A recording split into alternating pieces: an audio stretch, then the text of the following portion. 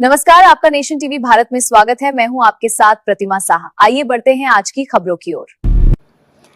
TV के नेता विजय ने थानजावुर में अपने कार्यकर्ताओं को संबोधित करते हुए डीएमके पर आरोप लगाया कि पार्टी अपने कार्यालय के अंत के समय प्रमुख परियोजनाओं के फाउंडेशन स्टोन रख देती है।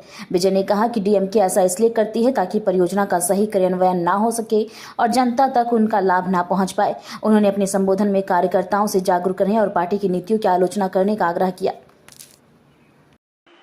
வீணா போச்சே டெல்டாக்காரன்னு சொல்லிக்கிற நீங்க அதை எதாவது கவனிச்சிங்களா?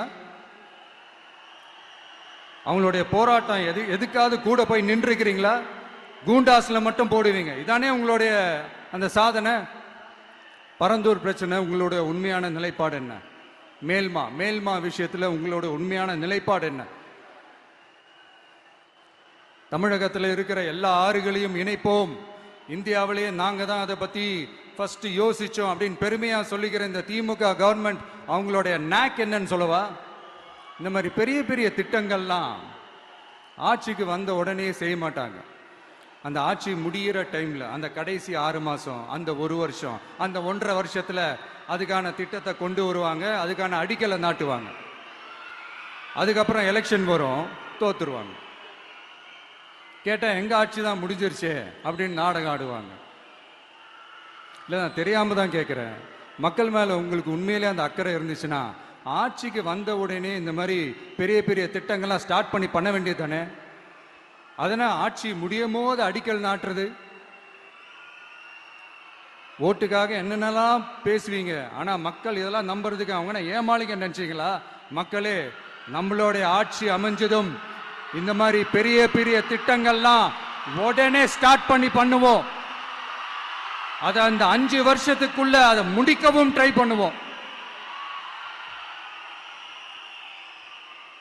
ஸோ இப்படிலாம் நம்ம பேசினா காவிரி பிரச்சனையில் உன் கருத்து என்ன, முல்லை பெரியார் பிரச்சனையில் உன் கருத்து என்ன, இப்படிலாம் அதெல்லாம் பற்றி உனக்கு என்ன தெரியுமா அப்படின்னு கேட்க ஆரம்பிச்சிருவாங்க. ஐயா, உலக மகா மேதைகளே, ROV ரிமோட்லி ஆப்ரேட்டட் வெஹிக்கிள், அதை வச்சு தண்ணிக்குள்ளேயே போய்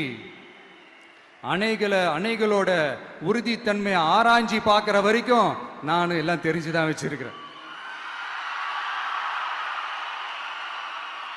ஒருத்தன் சைலண்டா இருக்கான், அமைதியா இருக்கான்னா உடனே அவனுக்கு எதுவுமே தெரியாதுன்னு நினைச்சிடாதீங்க. சும்மா கருத்து சொல்லிக்கிட்டு கம்பு சுத்திக்கிட்டு இருந்தா எல்லாமே நடந்துருமா? நசன் பேசி அதை கேட்டு மக்கள் வெறுத்து போயிட்டாங்க. உருப்படியா ஏதாவது யோசிங்கயான்னு மக்கள் நினைக்கிறத யாருக்கு தெரியுதோ தெரியலையோ, எனக்கு அது நல்லாவே தெரியுது. உரிய இடத்துக்கு போய் சம்பந்தப்பட்டவங்களோட பேசி அதுக்கான சொல்யூஷன் என்னன்னு தெரிஞ்சுக்கிட்டு அதை ப்ராப்பரா எக்ஸிக்யூட் பண்ணணும்.